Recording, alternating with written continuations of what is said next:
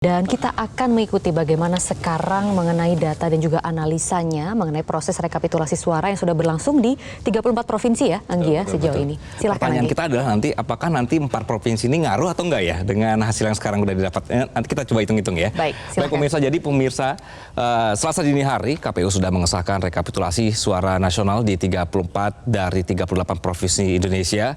Sejak berita ini kami tulis, KPU sedang menyelesaikan ada 4 provinsi lagi untuk dihitung. Jawa Barat, Papua, Papua Pegunungan, dan juga Maluku. Nah, kita tampilkan grafis yang pertama pemirsa. Ini adalah peta Indonesia, raihan suara para calon presiden dan wakil presiden dari hasil rekapitulasi suara KPU yang sementara ya, boleh bilang begitu kita. Jadi ini pemirsa warna biru yang Anda saksikan.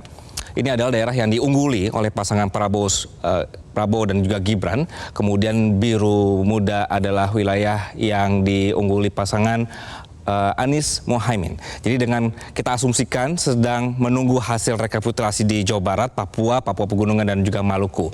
Prabowo Gibran unggul di 32 provinsi, sementara Anies Mohaimin unggul di 2 provinsi, Aceh dan Sumatera Barat. Sedangkan pasangan Ganjar Mahfud tidak ada satupun daerah yang berhasil mereka kuasai. Kalau misalnya kita coba presentasekan dari data 32 provinsi yang sudah selesai, berarti Prabowo Gibran ini menguasai sekitar 58,46% suara.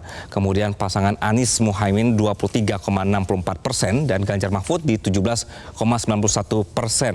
Yang masih ditunggu adalah Jawa Barat yang selain belum selesai direkap, Jabar ini punya DPT paling banyak di Indonesia, 35 juta pemilih. Angka detailnya adalah 35.714.901.000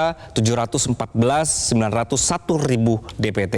Oke, kita tampilkan untuk daerah-daerah yang menjadi perhatian kita. Ini kita coba buka beberapa kota pemirsa. Ini adalah DKI Jakarta, Jawa Timur, Banten, Sumatera Utara, dan Aceh. Nah, ini juga bisa terlihat bagaimana raihan antara Anies Mohaimin, kemudian Prabowo Gibran, dan juga Ganjar Mahfud, pemirsa yang Anda saksikan saat ini ya. Kalau di DKI bisa dibilang tipis-tipis ya, 2,6. Kemudian juga di Aceh, Anies ini unggul. Kemudian Jawa Timur, Banten, Sumatera Utara, Prabowo Subianto yang menguasai. Oke, kita lanjutkan dari persentase dari 32 provinsi yang sudah selesai, berarti Prabowo Gibran ini menguasai 58,46 sekali lagi, kemudian Anies Mohaimin 23,64 dan Ganjar Mahfud 17,91 begitu ya. Apakah angka ini sudah sama sesuai dengan hitung cepat lembaga survei dengan margin of error-nya sekitar 1%? Kita coba tampilkan.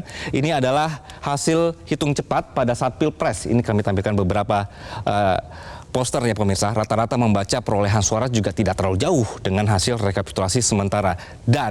Tapi kita tetap harus tunggu 4 provinsi lagi yang masih dalam proses rekapitulasi nasional. Sementara di sisi lain, penghitungan suara di luar negeri sudah selesai. Penghitungan sudah selesai untuk 128 wilayah PPLN atau Panitia Pemilihan Luar Negeri dengan jumlah pemilih total 687.978 orang. Hasilnya Prabowo Gibran unggul untuk pemilihan di luar negeri. Jadi Prabowo Subianto Gibran Raka Buming Raka ini meraih 427.000 sekian suara dengan mayoritas Asia memilih Prabowo Gibran. Misal negara-negara Beijing, Seoul, Bangkok, Tokyo, Manila, Shanghai, kemudian juga Kuala Lumpur, New Delhi, dan Singapura. Untuk Anies Baswedan Mohaimin Iskandar ini mencapai di angka 125.110 suara yang diraih dari London, Doha, Amman, Kairo, Istanbul, Riyadh, Jeddah, Ankara, dan juga Muscat. Ada beberapa negara di Asia Tengah lainnya. Kemudian juga paslon Ganjar Pranowo Mahfud MD sekitar 118.000 sekian suara yang diraih di kota negara-negara barat. Mereka menang New York, Washington DC, Chicago, Toronto, Paris, Hamburg, Madrid, Berlin, Perth, dan juga Melbourne. Jadi negara-negara yang cenderung memilih untuk tadi Ganjar Pranowo. Nah, pemirsa, dalam aturan pemilu kita, rekapitulasi nasional 2024 ini tenggat waktunya sebenarnya kan 20 Maret ya. Namun KPU ini bisa mempercepat proses penghitungan yang ada di tanggal 19 Maret sudah mencapai di 34 provinsi plus luar negeri. Namun dalam prosesnya, rekapitulasi ini juga kerap disoroti adanya kendala. Kami coba rangkum beberapa masalahnya. Misalnya, kita tampilkan pemirsa, lambatnya sistem informasi rekapitulasi atau Sirekap. Kadang ini sistem error, kemudian tidak bisa membaca hasil rekapitulasi dengan benar, sehingga akhirnya tidak jarang ini rekapitulasi harus dihentikan di tingkat kecamatan dalam dalih harus sinkronisasi data. Kemudian ini pun akhirnya jadi masalah baru karena jadinya muncul tudingan penghentian rekapitulasi suara sengaja dilakukan untuk mengakali suara. Kendala dalam penggunaan Sirekap ini juga kemudian selalu jadi sorotan ketidaksiapan KPU soal sistem yang seharusnya mewujudkan pemilu yang transparan, namun jadi seperti ada dugaan sengaja akal-akalan untuk memainkan suara. Jadi banyak yang menduga-duga akhirnya terjadi kecurangan pemilu. Inilah yang kemudian memicu gesekan dan kekisruhan di proses rekapitulasi suara di seluruh Indonesia.